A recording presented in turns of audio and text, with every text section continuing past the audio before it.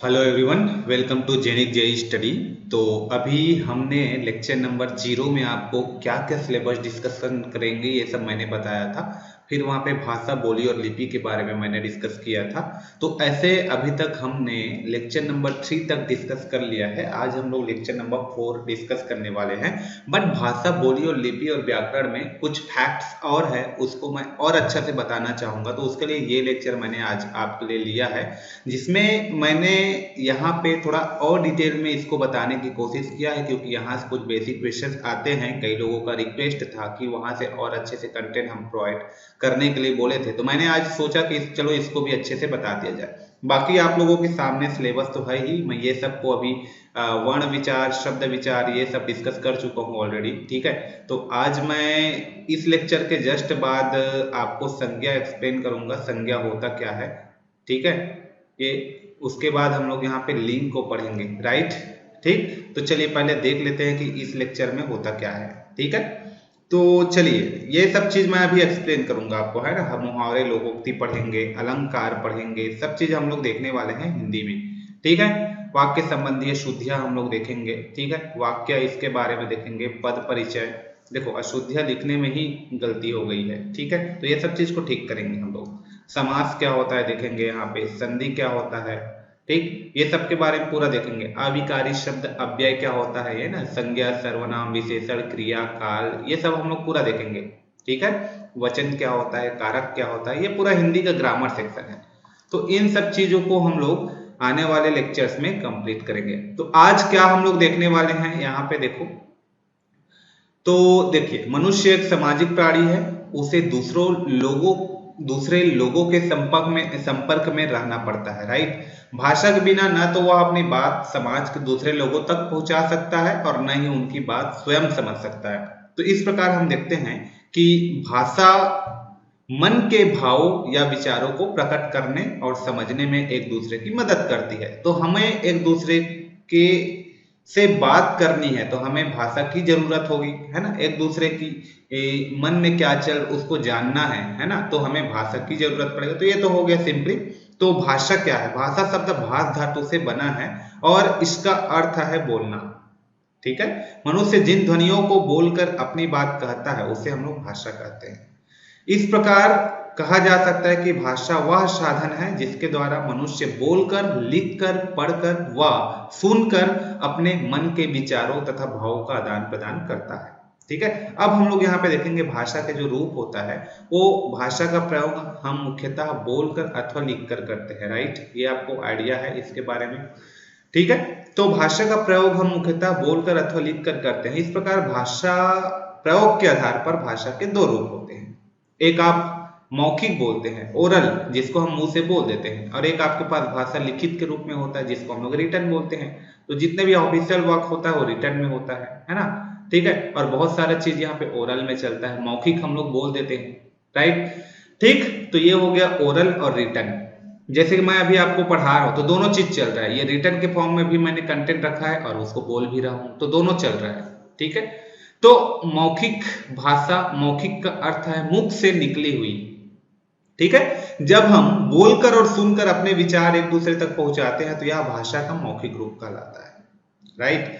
और लिखित भाषा का अर्थ क्या होता है, लिखा हुआ, है ना। जब मनुष्य अपने मन के भावों को लिख कर और पढ़कर व्यक्त करता है तो वह भाषा का लिखित रूप होता है, राइट। ये बेसिक हो गया। अब भाषा का मूल रूप क्या होता है, मौखिक ही होता है। यदि भाषा का हम लोग मूल रूप की बात करें तो मौखिक होता है। जनरली हम लोग हर जगह लिखते पढ़ते नहीं है, बस बोल देते हैं, है ना।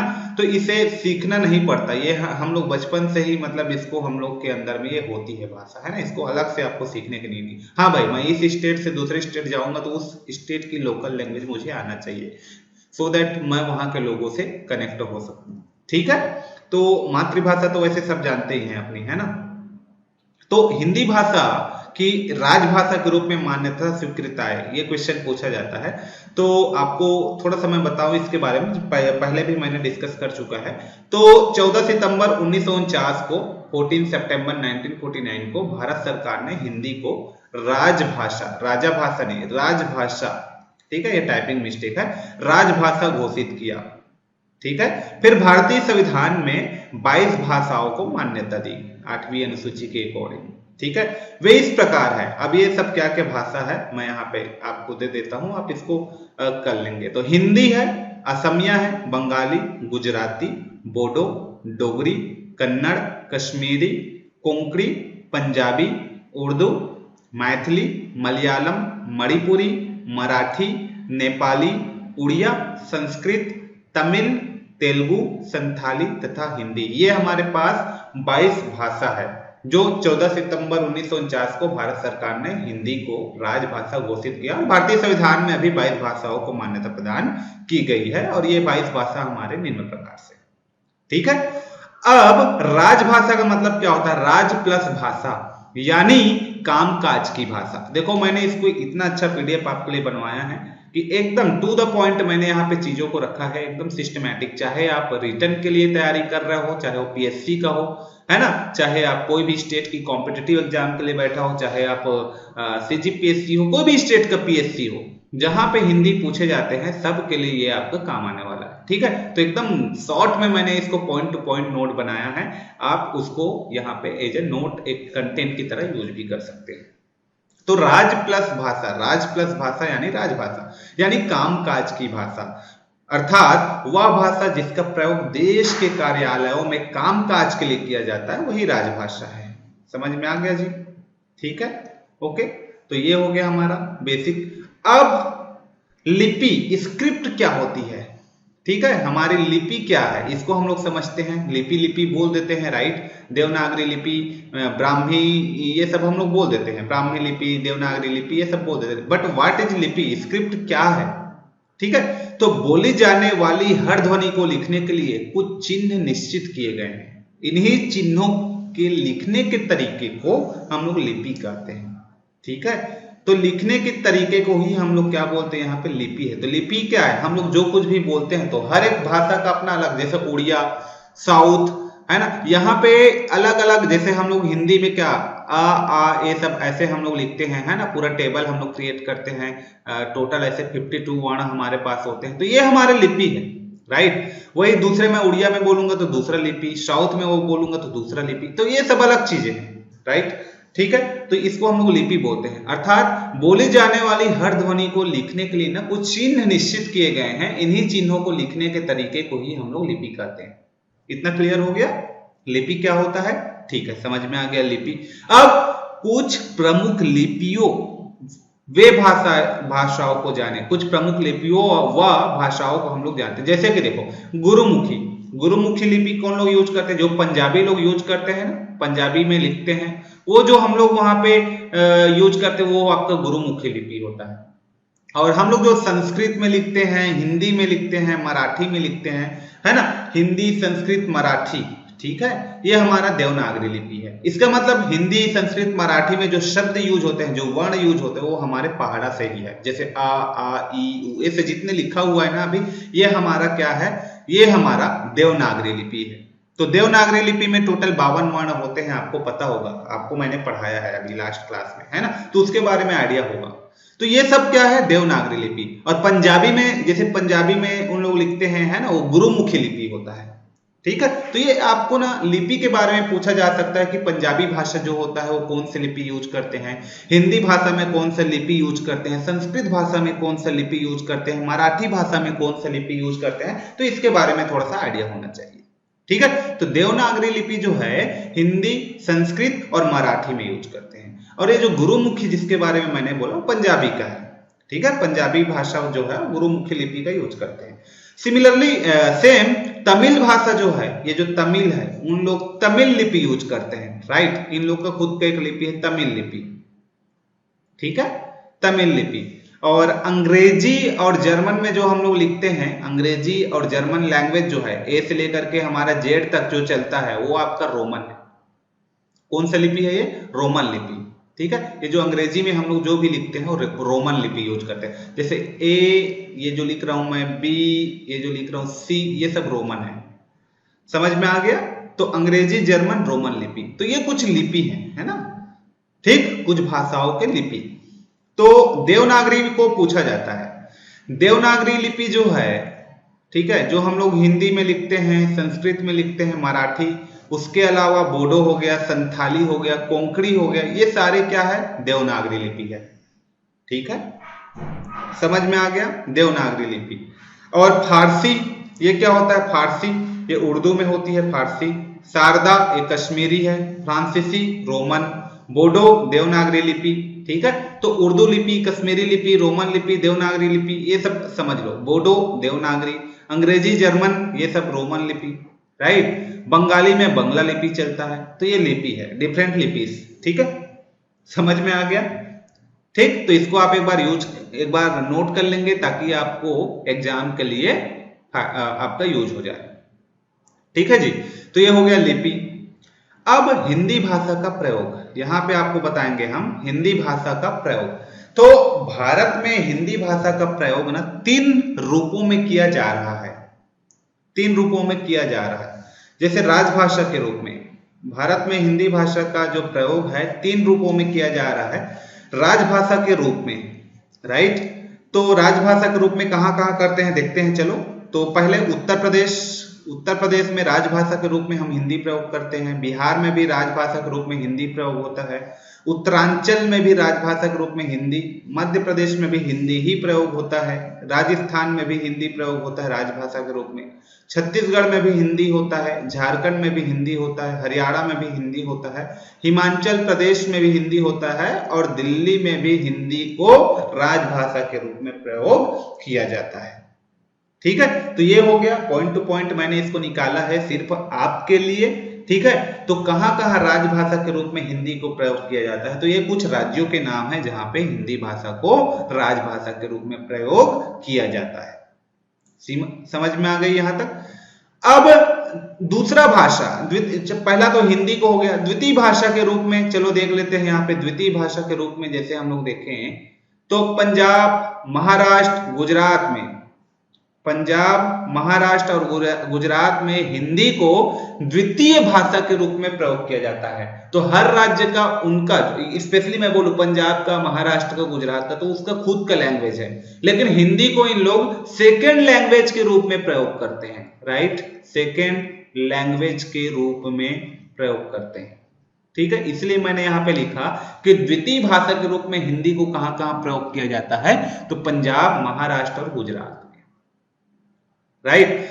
अब संपर्क भाषा के रूप में, संपर्क भाषा के रूप में जैसे कि दक्षिण भारत के राज्यों में तथा पश्चिम बंगाल, जम्मू कश्मीर व पूर्वोत्तर राज्यों में इसी को संपर्क भाषा के रूप में यूज करते हैं हिंदी को। ठीक है, दक्षिण भारत के राज्यों में तथा पश्चिम बंगाल, जम्मू कश्मीर एवं पूर्वोत्तर राज्यों में हिंदी को संपर्क भाषा के रूप में यूज करते हैं। तो हम बोल सकते हैं कि हिंदी को यूज करने वाले राज्य कौन कौन से हैं, द्वितीय भाषा के रूप में यूज करने वाले राज्य कौन कौन से हैं, एंड जो संपर्क भाषा के रूप में हिंदी को संपर्क भाषा के रूप में प्रयोग करने वाले कौन कौन से राज्य हैं। तो ये सब चीज आप बता सकते हो। ठीक है, ये सारे फैक्ट्स आप वहां पे डिस्कस कर सकते हो। तो चलिए अब हम लोग यहाँ पे थोड़ा सा भाषा की बात कर रहे थे, अभी हम लोग यहाँ पे बात करेंगे किसकी, बोली की। ठीक है, तो चलिए बोली क्या होता है देखते हैं। उसको सबसे पहले हम लोग समझते हैं बोली क्या है। ठीक है, ये बोली, तो बोली सीमित क्षेत्रों में बोली जाने वाली भाषा के रूप को बोली कहते हैं। ठीक है, तो हर क्षेत्र का अपना एक नॉर्मल, एक लोकल लैंग्वेज होता है। जैसे मेरे छत्तीसगढ़ का क्या है, छत्तीसगढ़ी भाषा नहीं है, छत्तीसगढ़ी बोली है, भाषा बनाने की मांग चल रही है। समझ में आ गया। तो सीमित क्षेत्रों में बोली जाने वाली भाषा के रूप को बोली कहा जाता है, यानी स्थानीय व्यवहार में अल्प विकसित रूप में प्रयुक्त होने वाली भाषा बोली कहलाती है। बोली का कोई लिखित रूप नहीं होता है ना, बोली का कोई लिखित रूप नहीं होता, लेकिन जब कोई बोली का फाइनली उन लोग ग्रामर बना लेते हैं, है ना, व्याकरण बना लेते हैं, लिखित रूप आ जाता है, हर चीज आ जाता है, तो उसको कभी ना कभी भाषा के रूप में परिवर्तित कर दी जाती है। ठीक है, जैसे कि छत्तीसगढ़ अभी फिलहाल एक बोली है, लेकिन उसकी मांग चल रही है ना, लेकिन वो एक दिन ऐसा होगा फ्यूचर में कि छत्तीसगढ़ी भी एक बोली से भाषा में चेंज हो जाएगी। समझ में आ गया। तो सीमित क्षेत्रों में बोली जाने वाली भाषा के रूप को हम लोग क्या कहते हैं, बोली कहते हैं, यानी स्थानीय व्यवहार में अल्प विकसित रूप में प्रयुक्त होने वाली भाषा बोली कहलाती है। बोली का कोई यहाँ पे ऐसा लिखित में कोई रूप नहीं होता। राइट, इतना क्लियर हो गया। अब चलिए कुछ हम लोग हिंदी की प्रमुख बोलियों को देख लेते हैं, क्या क्या बोली हम लोग यूज करते हैं हिंदी में, कौन कौन से कुछ बोलियां हैं उनको हम लोग देख लेते हैं। ठीक है, यहाँ पे तो हिंदी की बोलियों को 6 वर्गों में विभाजित किया जा सकता है। ठीक है, अब उत्तर दक्षिण पूर्व पश्चिम के हिसाब से देखो, पश्चिमी हिंदी, ठीक है, पश्चिमी हिंदी मतलब हम लोग बात कर रहे हैं कौन कौन से पश्चिमी हिंदी, ये पूछा जाता है, ये टेबल बना लीजिए आप लोग एक बार। तो पश्चिमी हिंदी, ब्रज, खड़ी बोली, ये सब आता है, ब्रज, खड़ी बोली, हरियाणवी, बांगरू जिसको आप बोलते हो, हरियाणवी, बांगरू कहाँ की है, हरियाणा की है, ऐसे पूछा जा सकता है, बुंदेली और कन्नौजी। ठीक है, ये सब हमारा पश्चिमी हिंदी है, समझ में आ गया। ब्रज, खड़ी बोली, हरियाणवी, बुंदेली और कन्नौजी, ये सब पश्चिमी हिंदी है, पूछा जाता है। जैसे अवध कहाँ की बोली है, दे देगा उत्तर दक्षिण पूरब पश्चिम, ऐसे करके कुछ दे देता है। तो अवधी जो है या बघेली या छत्तीसगढ़ी जो है, ये हमारा पूर्वी हिंदी है। राइट, इसके बारे में मैंने ऑब्जेक्टिव कराया था, तो वहां पे हम लोग फंस रहे थे ना, इसलिए ये थ्योरी एक बार और लिए हैं। बात समझ में आ रही है। तो अवधी, ये जो है अवधी हो गया, बघेली हो गया, छत्तीसगढ़ी हो गया, ये सारे हमारे पूर्वी हिंदी है। कैसी, कहां की हिंदी है, पूर्वी हिंदी। तो छत्तीसगढ़ी कैसा हिंदी है आपको बोलेगा तो आपका ऑप्शन में क्या लगना चाहिए, पूर्वी हिंदी, पूर्वी हिंदी। राइट, ये ऐसा होना चाहिए तैयारी आपका, इन सबको पढ़ना है आपको। समझ में आ गई बात, क्लियर हो गया भाई, आगे बढ़े। चलिए, राजस्थानी, राजस्थानी कहाँ का है, तो राजस्थान में क्या चलता है, मेवाती है ना, मेवाड़ के राजा पढ़ते हो ना, मेवाती। मारवाड़ी, ये मारवाड़ी वहीं का है, हाड़ौती, मेवाड़ी, ये सब चलता है राजस्थान में। ठीक है, राजस्थान में क्या क्या बोली चलता है, मेवाती, मारवाड़ी, हाड़ौती, मेवाड़ी। ठीक है, तीड़े तीड़ी चल रहा है, देखो इस टाइप का कुछ याद कर लो इसको। ठीक है, तो मारवाड़ी, मेवाड़ी, मेवाती, ठीक है, हाड़ौती, ये सब आप करना है राजस्थान के प्रमुख बोलियों में। ठीक है जी, आगे हम लोग पढ़ते हैं डियर स्टूडेंट, बिहारी। बिहारी कहाँ का है, बिहार में चलता है ना बिहारी। तो बिहारी में मैथिली हो गया आपका, मगधी हो गया, भोजपुरी हो गया, ये सब आपके बिहार में चलता है। ठीक है, ये भोजपुरी, मगधी, मैथिली, ये सब आपके कहाँ चलता है, बिहार में चलता है। ठीक है, तो मैथिली, मगधी, भोजपुरी बिहार के लैंग्वेज है, वहां का बोली है, नॉट लैंग्वेज, बोली। ठीक, भाषा नहीं है, बोली है। ठीक, पहाड़ी, पहाड़ी, यहां पे हम लोग पहाड़ी, तो गढ़वाली, कुमाऊंगी, मैडियाली, ये सब पहाड़ी बोली है। दक्षिणी, बीजापुर, गोलकुंडा के क्षेत्र, यहाँ पे दक्षिणी बोली बोली जाती है। तो ये हमारे प्रमुख बोलियां हैं, इसको आप यहाँ पे नोट कर सकते हैं, आपके लिए बहुत ही ये फायदेमंद रहेगा। जब क्वेश्चन डायरेक्टली आएगा तो आपको यहाँ से लगाना रहेगा, क्योंकि इस टाइप का क्वेश्चन आपको एग्जाम में पूछ दिया जाता है कि मैथिली कहाँ की बोली है, तो बिहार की है, भोजपुरी कहाँ की है, तो बिहार की, ऐसे टाइप का। क्लियर हो गया। अब देखो इसमें व्याकरण क्या है, बताइए मुझे। व्याकरण, व्याकरण, ग्रामर जिसको हम लोग बोलते हैं। तो जो शास्त्र हमें वर्णों, शब्दों और वाक्यों के शुद्ध प्रयोग की जानकारी देता है ना, उसी को तो हम लोग व्याकरण कहते हैं। तो जो शास्त्र हमें वर्णों की, शब्दों की और वाक्यों की शुद्ध प्रयोग की जानकारी देता है, वही क्या है, व्याकरण। ठीक है, वही हमारा व्याकरण है। तो व्याकरण के क्या क्या अंग होते हैं, ये इंपॉर्टेंट है। तो व्याकरण के 4 अंग होते हैं, एक तो वर्ण विचार, शब्द विचार, फिर पद, फिर वाक्य। वर्ण से शब्द बनता है, शब्द से पद बनता है, पद से वाक्य बनता है। तो वर्ण विचार आना चाहिए, शब्द विचार, पद विचार और वाक्य विचार। ठीक है, ये व्याकरण के अंग है। ठीक, तो वर्णों के मेल से शब्द, शब्दों के मेल से पद और पद के मेल से वाक्य बनता है। तो ये हो गया हमारा व्याकरण। जैसे वर्ण विचार क्या है, इसके अंतर्गत वर्णों के उच्चारण, वर्षों नहीं है ये, प्रिंटिंग मिस्टेक, वर्णों के उच्चारण वर्ण विचार में, जैसे वर्गीकरण हो गया, लेखन संयोजन में चर्चा की जाती है, वर्गीकरण लेखन संयोजन में। शब्द विचार का कहा क्या यूज है, देख लो एक बार। तो शब्द विचार, इसके अंतर्गत शब्दों के भेद, व्युत्पत्ति और रचना आदि से संबंधित नियमों की जानकारी होती है। पद विचार, पद विचार इसके अंतर्गत, अब देखो, संज्ञा, सर्वनाम, क्रिया, विशेषण, अव्यय, ये 5 भेद होते हैं किसी भी पद के। संज्ञा, सर्वनाम, क्रिया, विशेषण, अव्यय, यही सब तो पढ़ेंगे हम लोग, ठीक है। अव्यय आदि पदों के स्वरूप तथा प्रयोग पर विचार किया जाता है, ठीक है। ये हमारा पद विचार है। उसके बाद यहां पे वाक्य विचार। वाक्य विचार में व्याकरण के इस विभाग में वाक्यों के भेद, उसके संबंध, वाक्यों का विश्लेषण, विराम चिन्ह आदि के बारे में विचार किया जाता है। वाक्य विचार, उसके इसके अनुसार हम लोग वहां रस, छंद, अलंकार वगैरह पढ़ेंगे, ठीक है। तो ये है अलग अलग शब्द, वर्ण क्या है, शब्द क्या है, पद क्या है, वाक्य क्या है, ये सब के बारे में डिस्कस करते हैं। समझ में आ गया। अब जैसे हम लोग यहाँ पे पढ़ते हैं, ठीक है, यहाँ पे मैंने कुछ क्वेश्चंस आपके लिए लिया हुआ है। तो सबसे पहले मैं यहाँ पे क्वेश्चन डिस्कस करना चाहूंगा। तो देखो, यहाँ पे आपको पहला क्वेश्चन में पूछा गया है कि भाषा कहते हैं, भाषा क्या है, भाषा क्या है, सबसे पहले पूछा गया है। तो मन के भावों को बोलकर या लिखकर बताना, मन के भाव को बोलकर या लिख करके बताना, यही हमारा क्या है, भाषा है। अभी स्टार्टिंग में डेफिनेशन तो यही पढ़े, जो हमारे मन के भाव है उसको बोलकर या लिख करके बताना, यही भाषा है। ओरल और रिटन दो चीज पढ़े। अब भाषा के मुख्य रूप कितने हैं, भाषा के 2 मुख्य रूप होता है, एक ओरल के फॉर्म में, एक रिटन के फॉर्म में, है ना।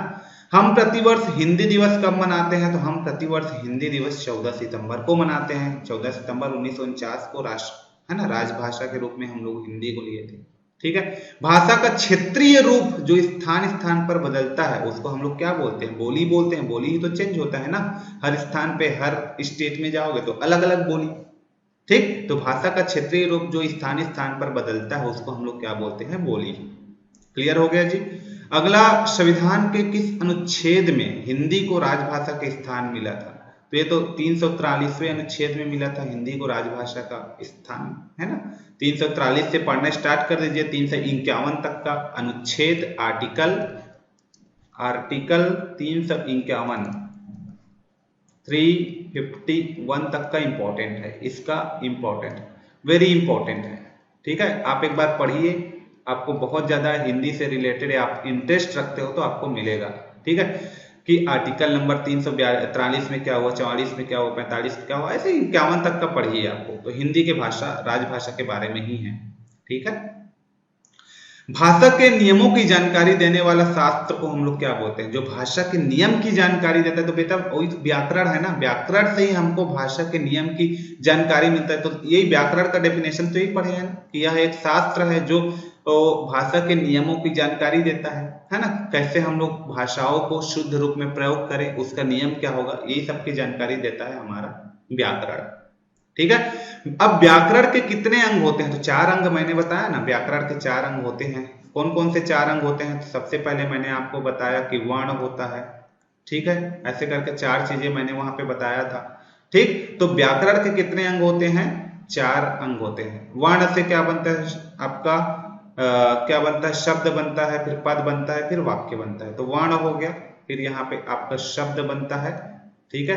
फिर शब्द से क्या बनता है, पद बनता है, और पद से क्या बनता है जी, वाक्य बनता है। समझ में आ गया डियर स्टूडेंट। ये ऐसे टोटल 4 अंग होते हैं आपके व्याकरण के, ठीक है। ये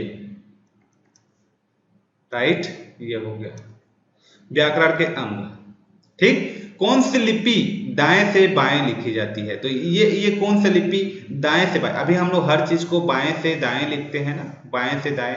तो देवनागरी लिपि बाएं से दाएं, तो ये हमारा तो आंसर नहीं होगा। रोमन लिपि भी हम लोग बाएं से दाएं लिखते हैं। अब गुरुमुखी या फारसी में भी गुरुमुखी हो सकता है इसके लिए, है ना। तो ये देख लीजिए, exactly answer number 2 is correct answer. तो यहाँ पे फारसी है ना, ये भी नहीं है, गुरुमुखी भी नहीं है, ये पढ़ना पड़ेगा आपको, ठीक है। ये सब आपको याद करना पड़ता है ऐसे चीजों को, कौन सी लिपि दाएं से बाएं लिखी जाती है। तो यहाँ पे जो फारसी लिपि है वो आपका दाएं से बाएं लिखी जाती है। समझ में आ गए डियर स्टूडेंट। इसमें और बहुत सारे क्वेश्चन आपको प्रैक्टिस कर सकते हैं। स्टार्टिंग में मैंने बताया भी है लेक्चर नंबर 1 में, तो वहां पे कुछ क्वेश्चन मैंने और प्रैक्टिस आपको कराया है, तो उसी में इसको ऐड कर लीजिए जो भी इंफॉर्मेशन आपका अधूरा रह गया था। तो चलिए इस वीडियो लेक्चर में इतना ही करते हैं। नेक्स्ट वीडियो लेक्चर में फिर से हम लोग मिलेंगे। तब तक के लिए इस वीडियो में थैंक यू सो मच।